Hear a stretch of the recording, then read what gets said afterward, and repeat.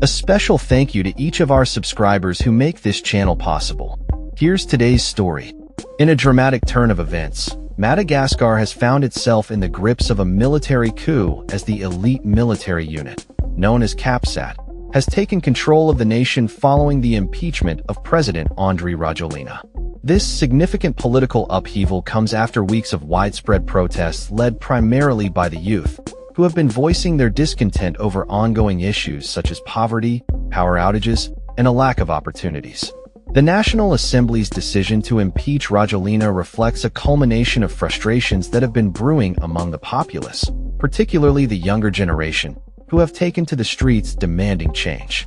On Tuesday, Colonel Michael Randrianarina, the commander of CAPSAT, announced from the presidential palace that the military had suspended the constitution and would establish a governing committee composed of officers from various branches of the armed forces. This announcement was met with cheers from the crowds that had gathered in the capital, Antananarivo, celebrating what they viewed as a victory against a government they felt had failed them.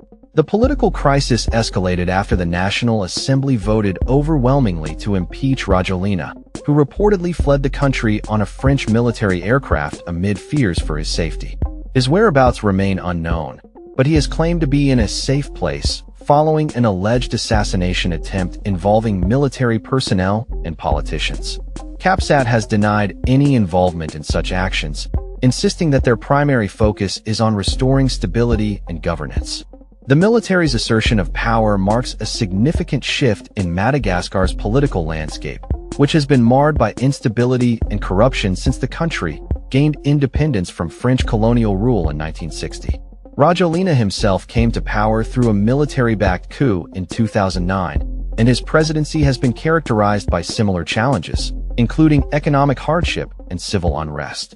As CAPSAT prepares to form a new government and has promised to hold elections within 2 years, there are mixed feelings among the citizens. While many are hopeful for change, there is also apprehension about the military's role in governance and the potential for further unrest.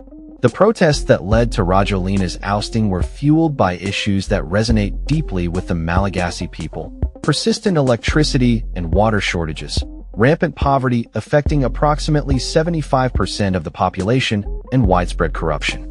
The youth-led protests have drawn inspiration from other global movements that have successfully toppled leaders, and they have emphasized their desire for a government that truly represents the needs and aspirations of the people. Protesters have expressed their frustration with the current state of affairs, highlighting the lack of basic services and opportunities for education and employment. As the dust settles in Antananarivo, the international community watches closely, expressing concern over the unfolding situation.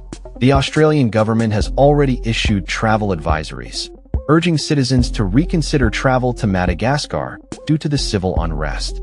Meanwhile, the ousted president's office condemned the military's actions as illegal and a breach of the rule of law, asserting that the state remains intact despite the coup.